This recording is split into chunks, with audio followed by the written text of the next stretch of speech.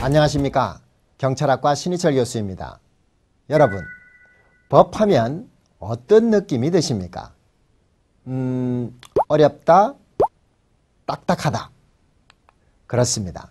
보통은 법하면 왠지 어렵고 딱딱하고 멀리 있는 이야기 같습니다. 그렇지만 지금은 법 없이도 살 수 있다는 말 자체가 이미 옛말이 되어버렸고, 우리는 누구나 법과 만나지 않고서는 하루도 살아갈 수가 없게 되었습니다. 그러므로 법을 무작정 어려워하거나 두려워하지 말고 저와 함께 하신다면 보다 쉽게 법과 친해질 것으로 기대합니다.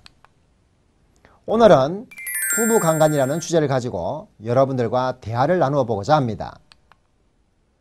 원래 부부는 가장 가깝기도 하지만 가장 먼 사이가 될 수도 있기 때문에 영촌 또는 무촌이라는 이야기가 있습니다. 이러한 부부 사이에 과연 강간죄가 성립할 수 있을까요? 아니면 무죄일까요? 우리 모두 한번 생각해 보도록 하겠습니다.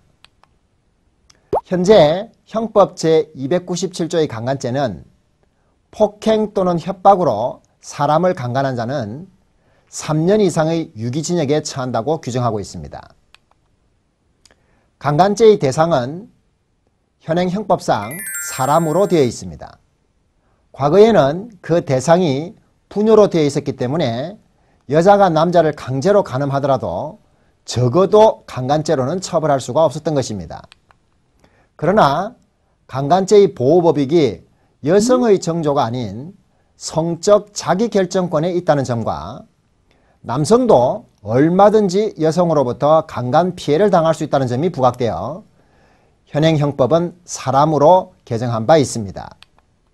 따라서 남자도 당연히 강간죄의 대상이 되어 이제는 여자가 남자를 강제로 간음을 한다면 강간죄로 처벌받게 됩니다.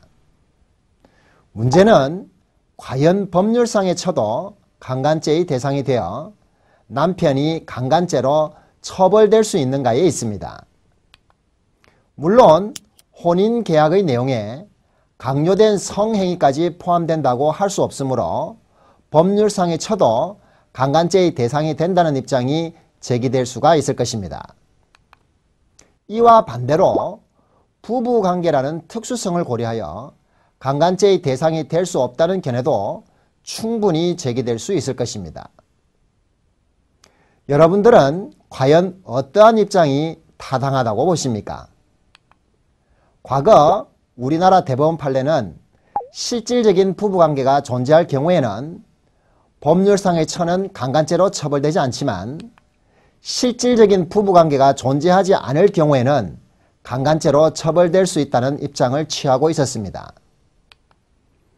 그러나 43년 만에 종래의 대법원 판례 입장을 깨고 2013년도 전원합시 판결은 혼인관계가 정상적으로 유지되고 있는 상태에서도 폭행 또는 협박을 통해 강제로 성행위를 하였다면 배우자에 대한 강간죄가 성립된다고 판시하고 있습니다. 결혼이 개인의 성적 자기결정권 포기를 의미하는 것이 결코 아니며 부부관계라는 특수성을 감안하더라도 헌법에서 보장하고 있는 인권을 침해하였다면 국가가 개입해 형벌을 내릴 수 있다고 판단한 것입니다. 결국 이번 판결로 법률상의 처에 성적 자기결정권을 보호하고 양성평등 사회를 지향하며 혼인과 성에 대한 시대 변화의 조류와 보조를 같이 했다는 점에서 의미가 있다고 하겠습니다. 참고로 미국은 1984년, 영국은 1994년, 독일은 1997년에 부부간 강간죄에서 남편을 면책해 주던 규정을 없애고 있는 실정이며 오히려 프랑스는 부부 강간을 일반 강간보다 가중 처벌하고 있습니다.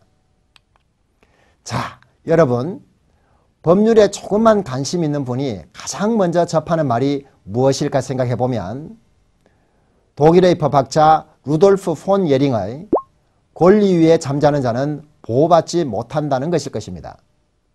이는 아마도 스스로의 권리를 인식하고 그를 위해 투쟁하지 않으면 법의 보호를 받을 수 없다는 뜻일 것입니다.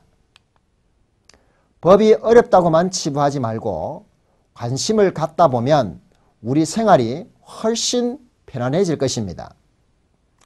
저희 경찰학과에서 이런 과정을 함께 즐겨보시지는 않으시렵니까?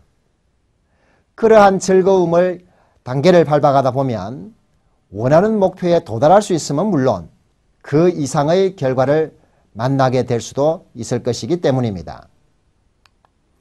이번 주제를 준비하면서 선량한 남편이 어진 아내를 만든다라는 말이 머릿속에 떠나지 않고 맴도는 것은 왜일까요? 이번 판결이 한국 사회의 잘못된 성인식과 성문화를 바로잡고 또한 우리 사회가 비인격적인 폭력과 위험에 노출된 여성들과 약자들을 제대로 보호할 수 있는 품격 있는 사회, 진정한 양성평등의 사회로 진화하는 계기가 되기를 간절히 기원해 봅니다.